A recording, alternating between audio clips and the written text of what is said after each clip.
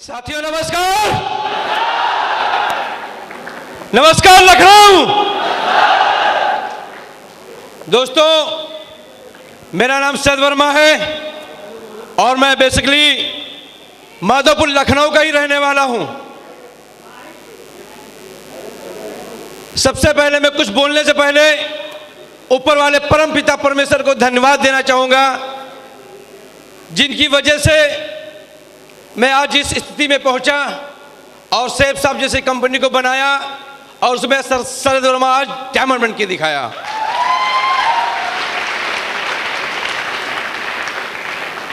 दूसरा धन्यवाद देना चाहूंगा ऐसी सेफ साहब जैसी कंपनी अपने डायरेक्टर का, क्योंकि अगर वो ना होते तो शायद सेफ साहब ना होती। ये सुनो, होता कि नहीं होता। दूसरा धन्यवाद देना चाहूंगा ऐसे सिस्टम के निर्माता मिस्टर संजय जैन जी, नरसिंह ग्रेवाल जी और महागुरु टॉप लीडर राजू चतुर्वेदी जी के लिए जोरदार तालियां, जोरदार म्यूजिक के साथ में।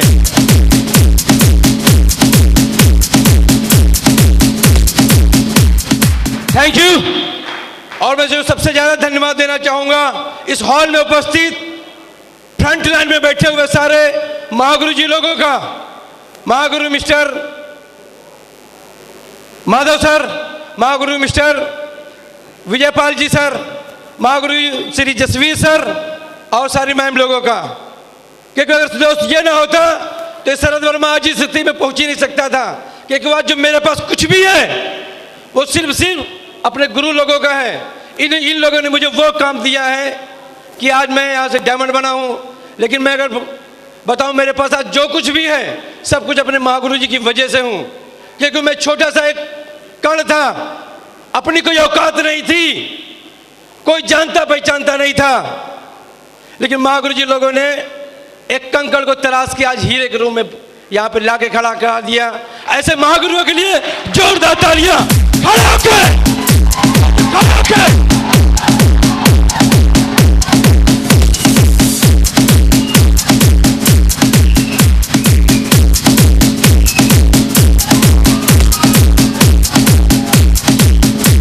Thank you.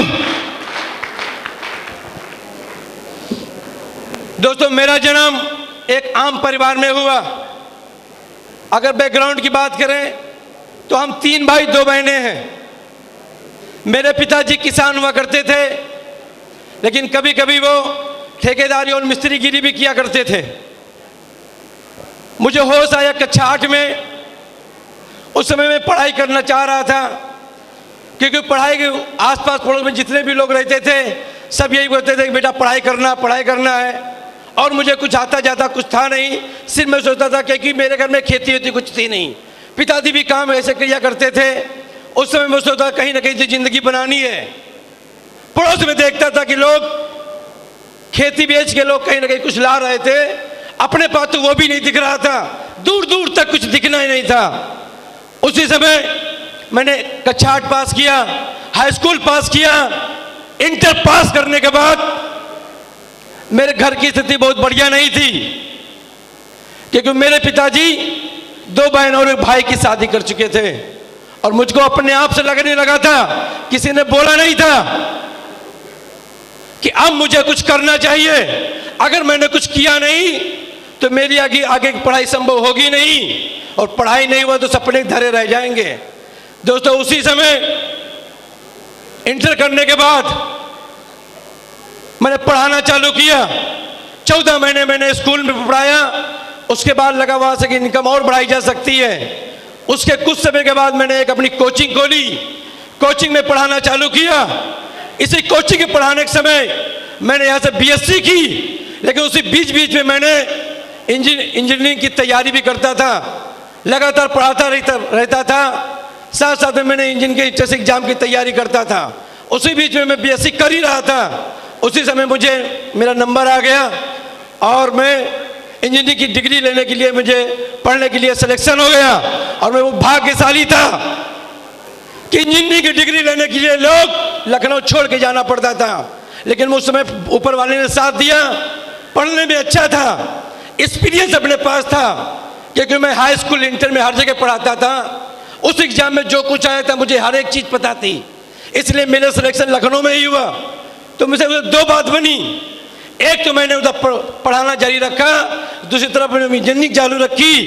पैसे की कमी को पूरी करने के लिए मैंने खेती भी की थी। उस समय लोग बोलते थे यार आप खेती करोगे,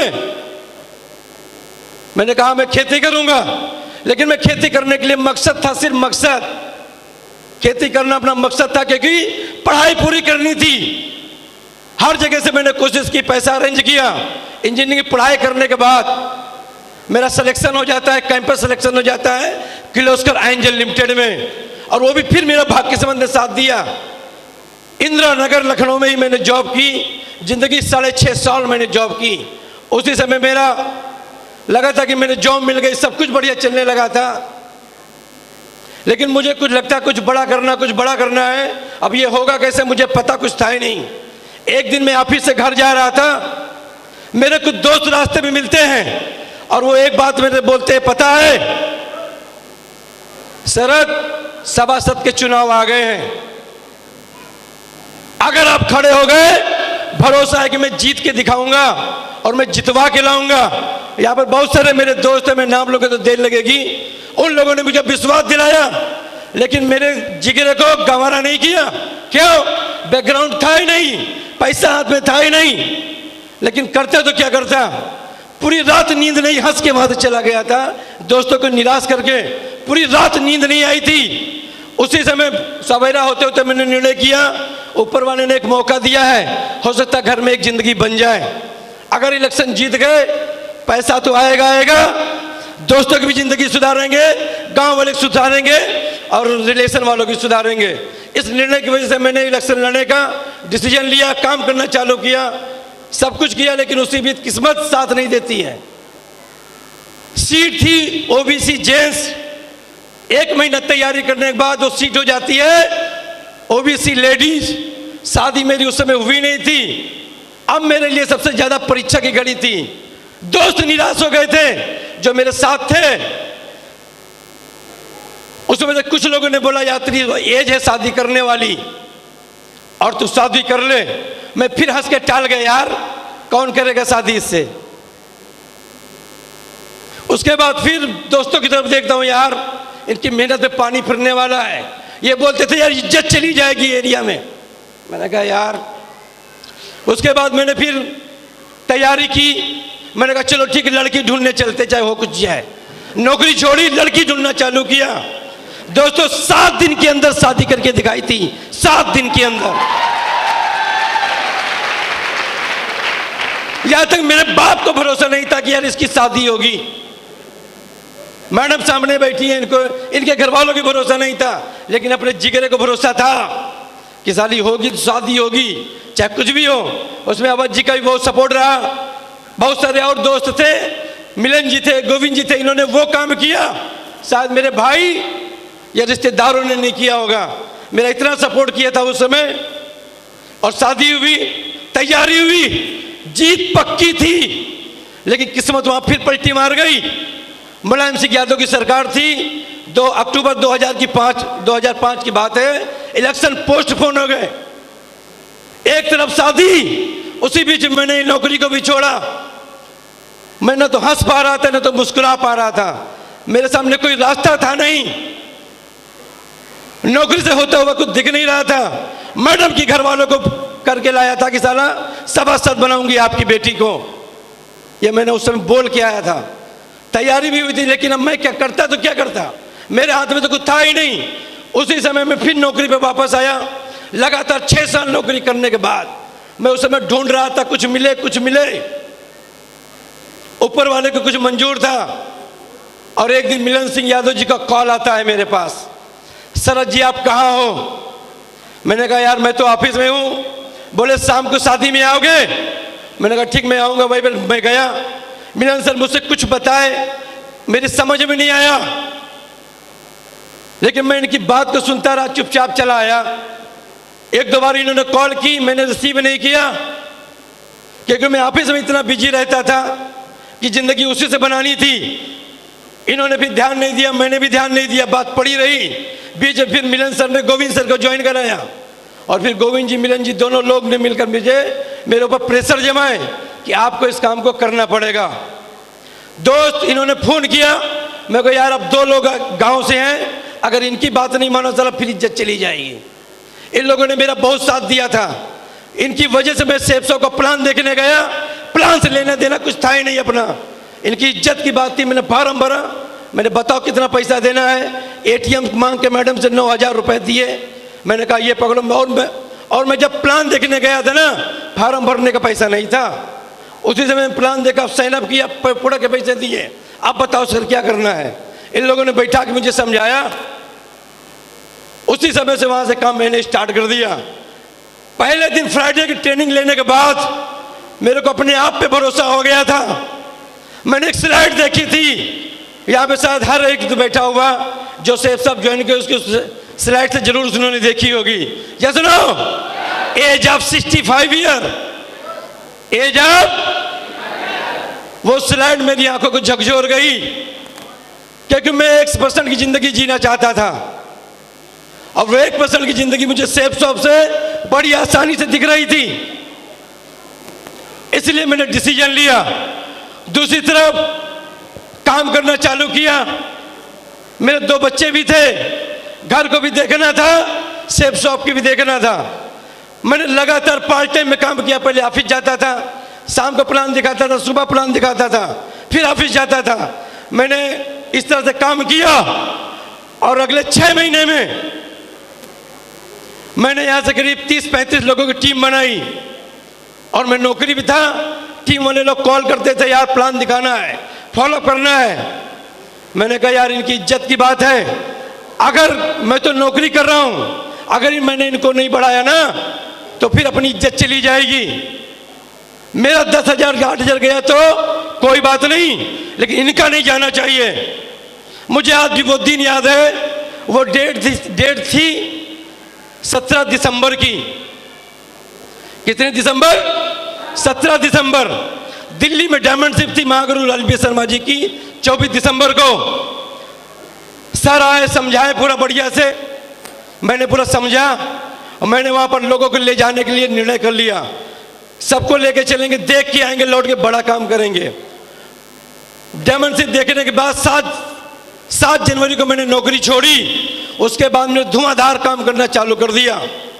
मैंने सोच लिया कुछ भी हो, नौकरी करनी नहीं है, जिंदगी बनानी है तो सेफ शॉप से सिंगल माइंड अप्रोच काम किया। मैडम से भी बोल के आया था, नाम शरद वर्मा, अगर एक बार नौकरी छोड़ दिया ना तो साला घूम के नहीं देखूंगा उधर से। अगर कभी कोई दिक्कत आई ना, भूखा सो जाएंगे लेकिन कभी काम करने नहीं जाएंगे।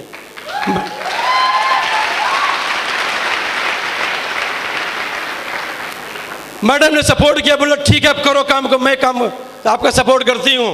उसके बाद ना मैंने दिन देखा ना रात देखा।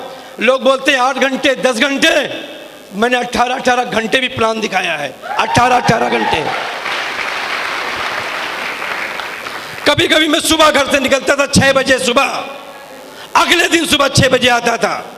अब पूछोगे सर गए कहाँ आप, तो मैंने पूरी प्लानिंग थी। दिन में मैं उन लोगों से मिलता था जो लोग मिल सकते थे, लेकिन रात में भी अपना कोटा पूरा करना था, क्योंकि डायमंड बनने की आग लगी थी, इज्जत दांव पे लगी थी हर तरफ से। रात में वहां जाता था, रेलवे स्टेशन पे मैं प्लान दिखाने जाता था, रेलवे स्टेशन पे। उसके बाद बीच में मैं हॉस्पिटल में भी जाता था। सुबह 6 बजे जब घर वापस आता था तो उसी समय कुछ लोग मिले, बोले अरे आप बड़ी जल्दी घर वापस आ गए। मैंने कहा मैं कल गया था, आज आया हूं 24 घंटे के बाद। दोस्तों ऐसे से काम किया, काम बढ़िया हुआ। इसी बीच में जब मेरी मेहनत को लोगों ने देखा कि यार ये इंजीनियर होते हुए अच्छी खासी नौकरी करने के बावजूद भी नौकरी छोड़ के काम कर रहा है, पागल इंसान नहीं है। उसी समय अवध जी भी आ गए, नरेंद्र जी भी आ गए, वीरेंद्र जी भी आ गए, श्याम जी भी आ गए, बिजमोहन जी भी आ गए। दूसरी तरफ फिर शशिकला मैडम भी आ गई। अब हम लोगों ने विश्वास जताया, मैडम अगर यहाँ पर रहते, अगर इनके साथ काम करेंगे तो बड़ा काम होगा। मैडम के साथ मिलकर रातों दिन काम किया, लेफ्ट में किया, राइट में किया, धुआंधार टीम बनी। थोड़ी बहुत चैलेंज आए, लोग बोलते दिक्कत, यार तुम्हें दिक्कत तो पहले से ही था, दिक्कत में तो पहले ही था। घर में कुछ था नहीं, बाहर कुछ बचा नहीं था, नौकरी मिलनी थी वो मिल चुकी थी, उससे कुछ होने वाला था नहीं। अब सोच के देखो, मेरे बीच में नौकरी करने वाले बहुत लोग बैठे होंगे, यस नो? बुरा मत मानना, सोच के देखो। आप नौकरी से ना इस लखनऊ जैसे शहर में 10 कमरे का मकान बना के दिखा दो तो जानेंगे है। अगर एक आध का बन भी गया होगा ना, लोन लेके बनाया होगा। अगर किसी की 4 व्हीलर आई भी होगी ना, वो सिर्फ शनिवार को निकलती होगी। अगर आई भी होगी तो अल्टो 800, वैगनार, स्विफ्ट डिजायर से ज्यादा आ नहीं सकती है, जैसे नो। लेकिन मेरे खौफ बड़े थे कि यार कुछ तो करना है। बड़े बड़े फ्लैट में जो लोग रहते हैं यार, वो हम जैसे खून वाले तो लोग रहते हैं, अगर वो ले सकते तो मैं भी क्यों नहीं ले सकता? लोग महंगी गाड़ी में चलते तो हम क्यों नहीं चलते सकते? ऐसा सोच के मैंने काम करना स्टार्ट किया। चैलेंज आए, उनको स्वीकार किया। लगातार ट्रेनिंग मीटिंग गए। और उस समय महागुरु जी ने एक बात बताई थी, जो इंसान अगले 4 साल तक डटा रहा और अपनी शक्ल दिखाता रहा, तो दुनिया कोई भी ताकत उसको डायमंड बनने से रोक नहीं सकती।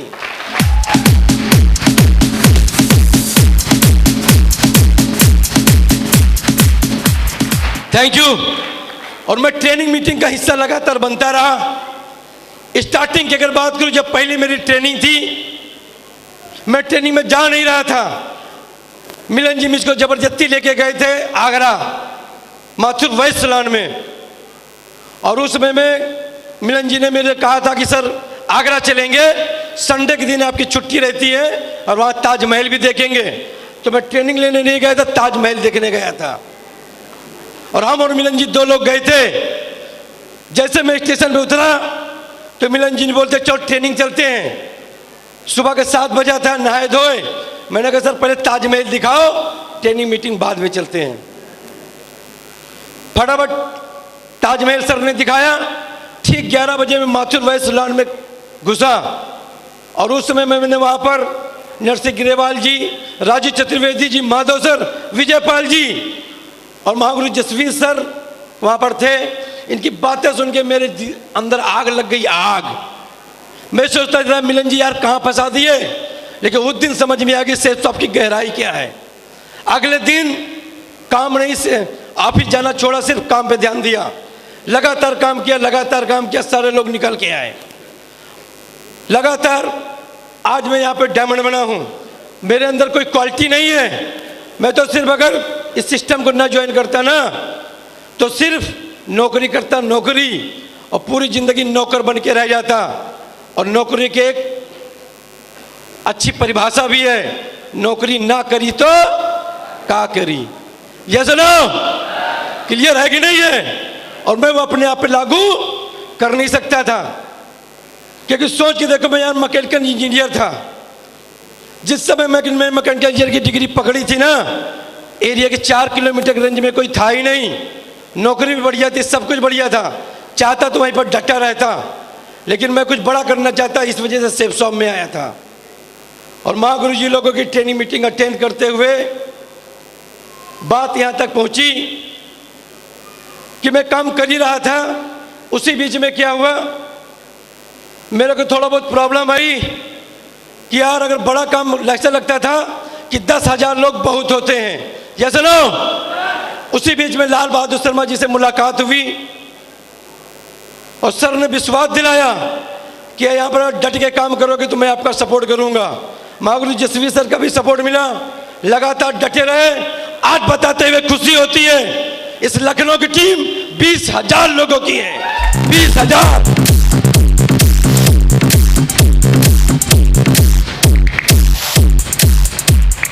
थैंक यू दोस्तों।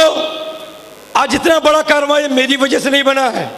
इतनी दमदार टीम, विश्व विजेता टीम, सिस्टम और अपलाइन की वजह से बना है। मैं तो सिर्फ एक भीड़ में लोग चल रहे थे, मैं भी आके अड़ गया कि यार जब सबका हो रहा तो अपना भी होना चाहिए।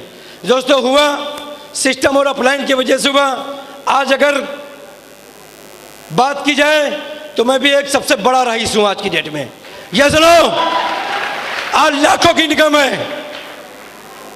आज मेरे 2 बच्चे हैं जो स्कूल लखनऊ के टॉप क्लास स्कूल में पढ़ते हैं। आज मेरे पास खुद की 4 व्हीलर है। आज अगर देखा जाए ना 35,000 की गाड़ी है, 35,000 की। जब कभी अपनी औकात थी 1,000, 2,000, 5,000 की घड़ी पहनने की, कभी नहीं सोचा था यार इन कलाई के ऊपर कभी 35,000 की घड़ी पहनेगी। है ये सुनो, इन हाथों में कभी सोना देखा नहीं था क्योंकि अपनी औकात थी ना, सोने का भाव ही नहीं पता था। आज सिस्टम और अपलाइन की वजह से 3 अंगूठी अपने हाथ में है। मैडम बोलती थी कुछ लेके नहीं दिया, एटीएम दे दिया, जो मर्जी है वो खरीदो, टेंशन लेने की जरूरत नहीं है।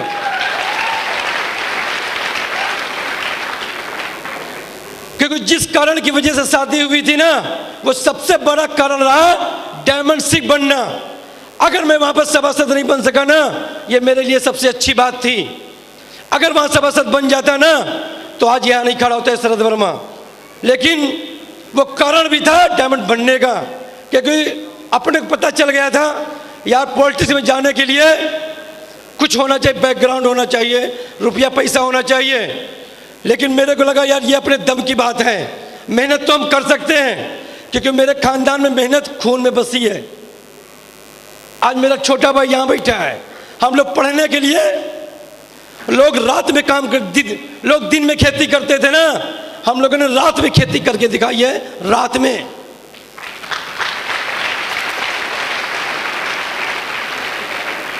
और रात में अगर खेती करते थे ना, टेक्निक से करते थे, टेक्निक से। वहां पर भी इंजीनियरिंग लगाई थी। दिन में जाते थे, पूरे खेत में लाइट लगा के आते थे। शाम को जाते थे, स्कूल पढ़ के ट्यूशन आते थे, 10 बजे रात में खाना खा के खेत पहुंच जाते थे। उसके बाद दोनों भाई मिलके, मेरा एक भांजा भी था वो भी यहाँ बैठा हुआ है, तीनों लोग मिलके इतना काम कर देते थे ना कि साले गांव वाले पूरे हफ्ते में भी नहीं कर पाते थे। इतना काम करते थे एक रात में। तो मेहनत तो अपने खून में बसी थी बचपन से। पिताजी ने भी मेहनत की, भाइयों ने भी मेहनत की। इस वजह से मेहनत से कभी डरे नहीं, रातों दिन काम किया। इस वजह से आज ये सारा कुछ मिला के आज मुझे इस डायमंड के मुकाम तक पहुंचाया। मेहनत तो दोस्तों मैं पहले भी कर रहा था, लेकिन सही रास्ता मिल नहीं रहा था। लेकिन मिलन जी, गोविंद जी की वजह से एक रास्ता मिला और इस नैया को पार लगाने में मैं अगर बात करूं, सबसे बड़ा योगदान महागुरु जी जसवीर सर का, लाल बहादुर शर्मा का। महागुरु विकास यादव सर का डायमंड शिप का फंक्शन आज भी मुझे याद है। अगर उस फंक्शन को हम लोग ना देखते, शायद अपनी टीम को यहां तक लेके ना पाते। महागुरु विकास यादव जी के लिए जोरदार तालियां।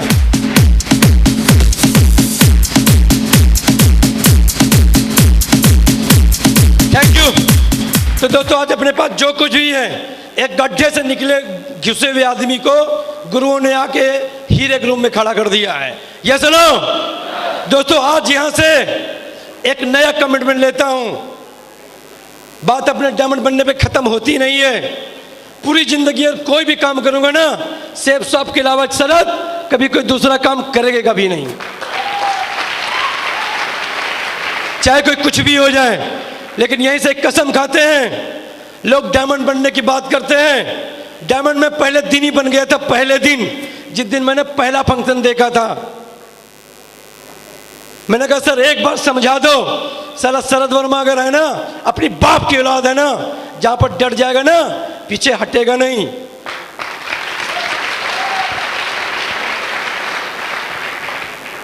एक मैं आपको छोटी सी स्टोरी यहां पे शेयर करना चाहूंगा। मेरी खुद की नहीं है, सिस्टम की है। मैंने ज्वाइन किया था, मैं नौकरी कर रहा था।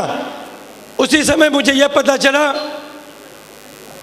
कि महागुरु जसवीर सर मेरे गांव आ रहे हैं और मैं नौकरी पे जा रहा था। कहां जा रहा था? नौकरी पे, और मुझे उसी समय मिलन जी गोविंद जी मिले और ये पूरी बात बताई, और मैं महागुरु जी का सम्मान आगरा में जाके देख के आया था इन आंखों ने। इतना लोग, ऐसे लोग आ रहे थे, फूल माला चढ़ा रहे थे, और अपने लिए गर्व की बात थी यार, अगर इस माधोपुर गांव में महागुरु जसवीर सर आ रहे हैं ना, अगर हम लोगों ने कुछ नहीं किया ना, साले अपनी इज्जत की बात है। उसी समय मैं अपनी मोटरसाइकिल को मोड़ा, चुपचाप खड़ी किया मंदिर पे। मैंने कहा कुछ होना चाहिए, अगर एक बार सर आए, अगर कुछ नहीं कर पाए ना, दोबारा पता नहीं आएंगे कि नहीं आएंगे।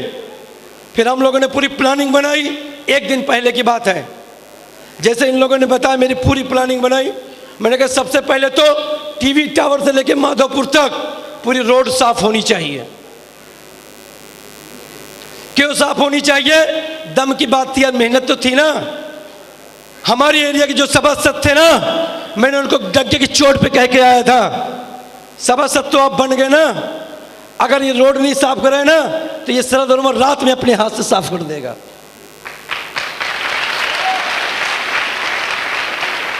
तो सभासद समझदार निकला, पूरी रोड साफ कराया। हम लोग आगे आगे चलते थे, पीछे पीछे रोड साफ होती थी। शाम होते होते हो गई, धूल उड़ रही थी। तो हम लोग सोचे धूल यार, अगर सर की गाड़ी निकलेगी ना, सर की गाड़ी निकलेगी, अगर धूल उड़ी तो बात जमेगी नहीं। ये सुनो, आपने देखा कि नहीं देखा, अगर कोई प्रधानमंत्री लखनऊ आता है तो क्या होता है? ये सुनो, गड्ढे नाली सही होती कि नहीं होती है? वो तो अपने बस में बात थी नहीं, लेकिन अपने बस में रोड के ऊपर पानी डालना अपने बस में था। हमने मिलन जी ने, गोविंद जी ने जाके टैंकर वैंकर को बुक किया। गोविंद जी ने पीछे हाथ लगाया, पूरे रोड 4 बार गए, 4 बार आए, साला एकदम बिल्कुल धुल दिया कैदे से। उसके बाद प्लान बनाया कि यार और क्या कर दिया जाए इसमें। तो एक राम दिनेश शर्मा जी थे, उन्होंने एक और आइडिया दिया, अगर दोनों तरफ अगर चूना पड़ जाए ना तो सोने पे सुहागा हो जाएगा।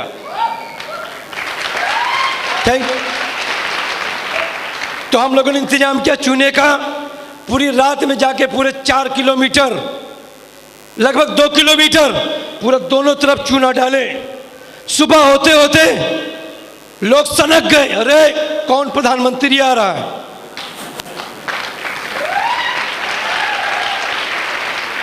तो लोग बोलते थे कौन प्रधानमंत्री आ रहा है? बोलते थे डायमंड आ रहा है, डायमंड। और उस समय ना लोग डायमंड की मीनिंग समझते नहीं थे। बोले ये होता क्या है?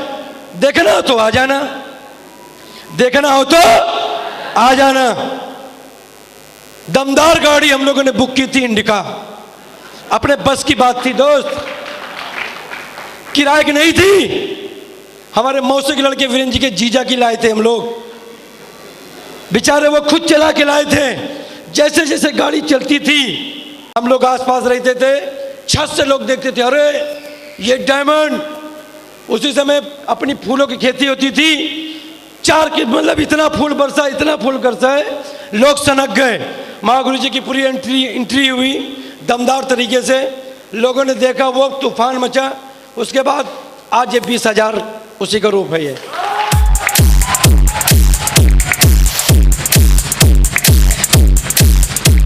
Thank you.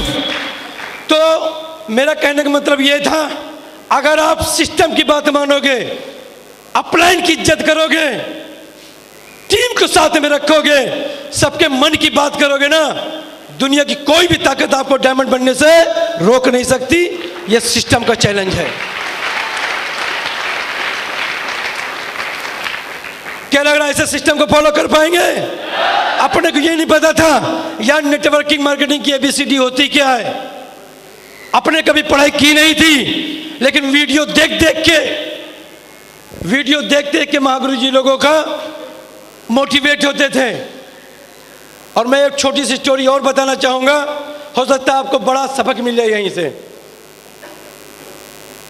बात जिस स्टार्टिंग की दौर की है, मैंने ज्वाइन किया, उसी समय एक सर दिल्ली से आए, उन्होंने मुझे DVD राइट करके एक फंक्शन की थी।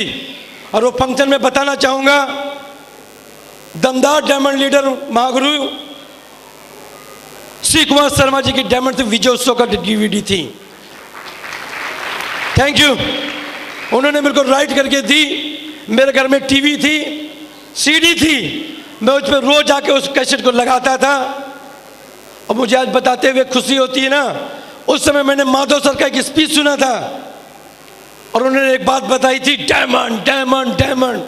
इस दिमाग में जैसे वोट जाते थे ना, झंझनाहट रखती थी, झंझनाहट, क्योंकि मैं बनना चाहता था ये चीज। मुझे लगता था यार सर इतने अगर दमदार है ना, अगर ऐसा बोलने का मौका मिल जाए ना कि दुनिया हिल जाएगी। जैसे लो, फिर मैंने क्या सोचा यार, जब मैं सर लोगों की सीडी सुनता हूं ना, उस समय अंदर से कुछ होता है, होता कि नहीं होता है?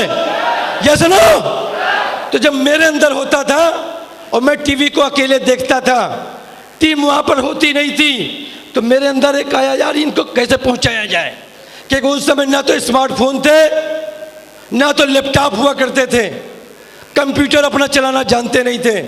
उसी समय मैंने उस सीडी को लिया और डीवीडी सीडी चलाने वाली डीवीडी को रखा बैग के अंदर, रिमोट तार वगैरह रखा, घर घर जाता था, वो पूरी सीडी को सुनाता था सबको, जितने भी लोग ज्वाइन थे सुबह से शाम तक सुनाता था। टीम मोटिवेट होती रही, लगातार काम करती रही, मैं भी डटा रहा, सब लोगों की डीवीडी को सुनाता रहा और आज इतना बड़ा कारवां है। ये सुनो, तो ये छोटे छोटे काम हैं जो मेरे बस में थे। लैपटॉप खरीदना मेरे बस की बात नहीं थी, लेकिन घर में रखी हुई सीडी जो सड़ रही थी ना, मैंने उसको हथियार बनाया, अपना सबसे बड़ा हथियार बनाया। घर घर में जाके घुस घुस के प्लान दिखाया, डीवीडी दिखाई, और महागुरु जी ने एक चीज बताई थी ना, ये वीडियो तब तक चलाओ जब तक सामने वाले तो साइन अप ना कर दे या डीडी ना दे दे। तो अपना एक ही काम रहता था, चला वीडियो देखा जाएगा। क्यों?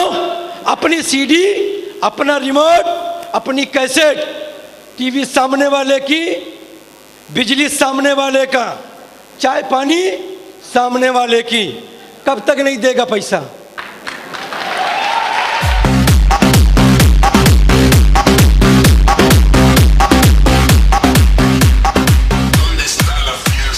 दिया कि नहीं दिया? दिया कि नहीं दिया? और ना दिया होता तो 20,000 आते कहां से आज? लोग बोलते काम नहीं चलता, अरे काम उन लट्टूरों को नहीं चलता है ना जिनको अंदर से भरोसा नहीं होता है। आपको है भरोसा? आपको है भरोसा? बनना चाहते हो डायमंड? काम करो, कौन मना किया है? मैं ये नहीं कहता कि बड़ा काम करो, अरे वो काम करो जो आपके बस की बात है, जो आपके बस की बात है। बड़ा काम की शुरुआत एकदम बड़े करने से नहीं होती है दोस्त, छोटा छोटा करो, छोटा छोटा करो, इतना बड़ा अपने आप हो जाएगा। होगा कि नहीं होगा? लोग बोलते थे ट्रेनिंग में नहीं जाएंगे, मीटिंग में नहीं जाएंगे, बिजी हैं। ये सुनो, कोई बोलता है ना 20,000 की नौकरी करता है इसलिए ट्रेनिंग में नहीं आ सकता। कुछ लोग बोलते थे मैं संडे के प्लान में नहीं आ सकता। ये सुनो, जिस दिन से शरद वर्मा ज्वाइन किया ना, जिस दिन से शरद वर्मा ज्वाइन किया है ना, एक भी संडे और एक भी फ्राइडे मिस नहीं है।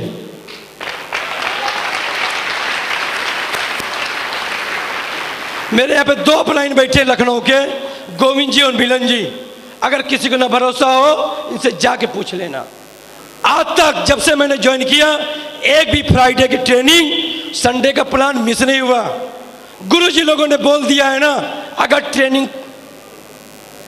ट्रेनिंग है तो शरद वर्मा जाएगा जरूर। दुनिया कोई भी ताकत आज तक मुझे कोई रोक नहीं पाई। आज मेरा छोटा भाई यहीं पर बैठा है। आज मुझे वो दिन याद आता है जब इसका तिलक था, फ्राइडे का दिन था, फ्राइडे का दिन था, तिलक उसी दिन बन रहा था। मैंने कहा था कोई बात नहीं, अगर, और उसी दिन फंक्शन भी था वेन्यू पे। मैंने कहा मैं अगर आऊँगा ना तो अपना फंक्शन निपटाने के बाद ही आऊँगा। क्यों? क्योंकि मैंने कुछ कमिटमेंट किया है। भाई ने कहा चलो कोई बात नहीं। फिर शनिवार को भी शादी वो फिक्स हुई, सारे प्रोग्राम हुए, लेकिन ट्रेनिंग नहीं मिस करता था। क्यों? क्योंकि अपना काम है कि नहीं है ये सुनो, लोग नौकरी करने के लिए क्या नहीं मिस कर देते।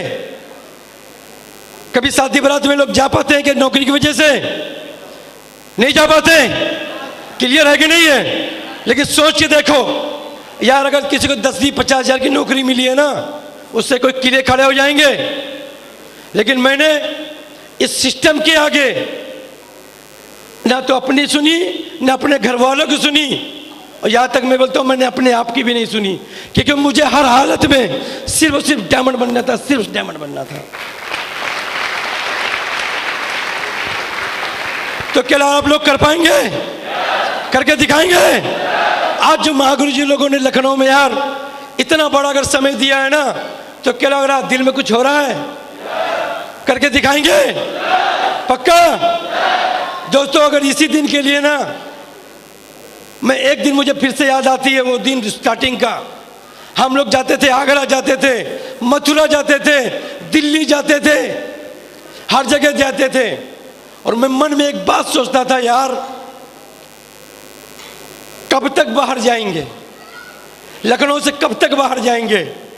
वहां जाता था, सीट नहीं मिलती थी, लौट के आता था, कोई ज्वाइन नहीं करता था। वहां जाते थे तो सीट नहीं मिलती थी, लखनऊ में कोई ज्वाइन करने के लिए तैयार नहीं था। लेकिन उसी समय कसम खा के आता था ना कि साला अगर लखनऊ में तूफान न लाके खड़ा किया ना, तो शरद वर्मा नाम नहीं है।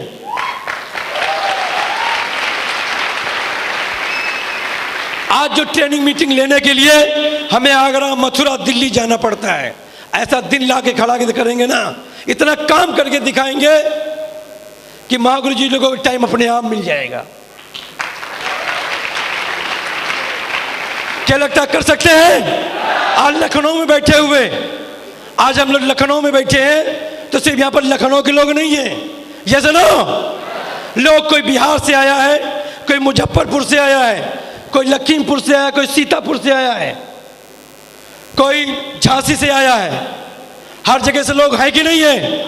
लेकिन मैं बोलता हूं ना, अगर आपके अंदर शेर दिल है ना, काम करके दिखाओ, काम करके दिखाओ, हर एक अपलाइन आपके एरिया में आके डटेगा।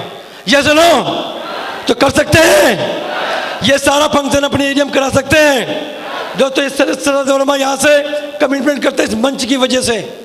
आप काम करके दिखाओ, टेंशन मत लो, टाइम मिलेगा कि नहीं मिलेगा, सारा 24 घंटे सिर्फ शेप सॉफ करते हैं।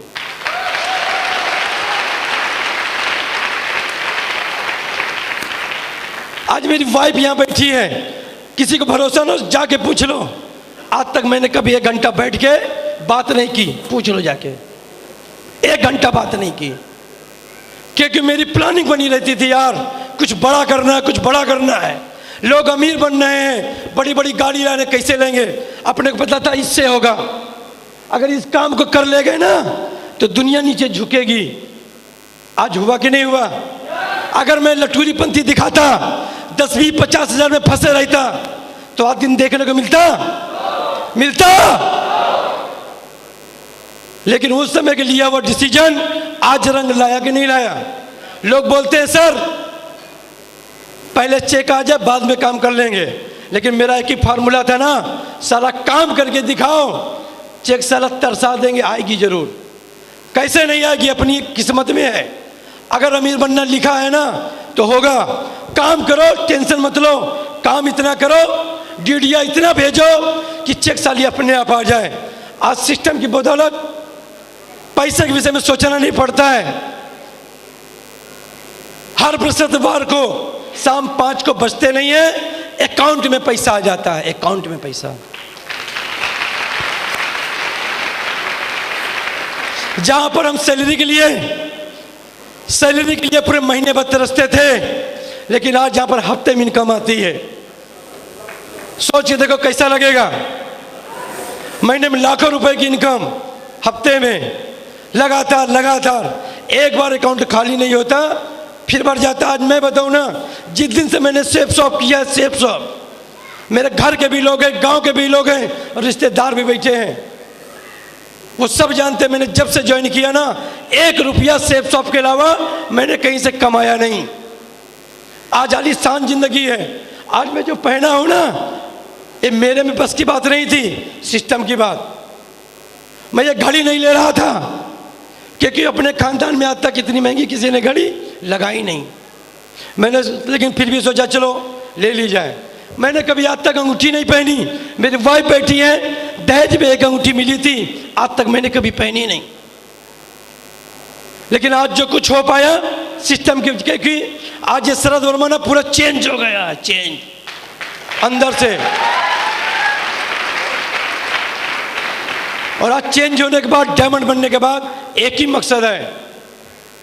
लोग बोलते 10,000 की टीम, अरे यार 10,000 की टीम छोड़ दो, 10,000 डायमंड बनाने की कसम खाते, 10,000 डायमंड।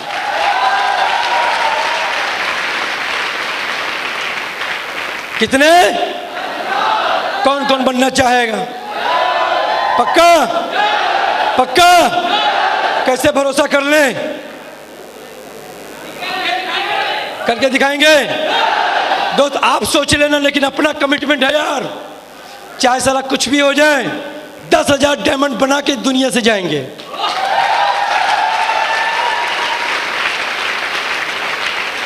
क्योंकि नौकरी भी छोड़ी थी ना अपने डायमंड बनने के लिए नहीं, बात फिर इज्जत की आ गई थी यार, इन लोगों के लिए कुछ करना है। शुरुआत के दिनों की बात करूं, हम लोग काम करते थे, हम और अवध जी एक ही मोटरसाइकिल से घूमते थे, कोई भाव नहीं देता था। अवध जी टावा के रहने वाले थे और मैं लखनऊ का रहने वाला था। सर के साथ बहुत बड़ा काम नहीं हो रहा था, लेकिन मैंने एक बात कही थी ना, अवध जी टेंशन लेने की जरूरत नहीं है ना, डीडीओ की सारी लाइन लगेगी, लाइन जैसे पेड़ से पत्ते गिरते हैं ना वैसे डीडिया बरसेंगी। अवध जी हुआ कि नहीं हुआ? हुआ कि नहीं हुआ? तो क्या आपके साथ होगा कि नहीं होगा? पक्का? आप जिस सिटी से बिलोंग करते हैं, जिस शहर से बिलोंग करते हैं, जिस स्टेट से बिलोंग करते हैं, आप डटे रहना।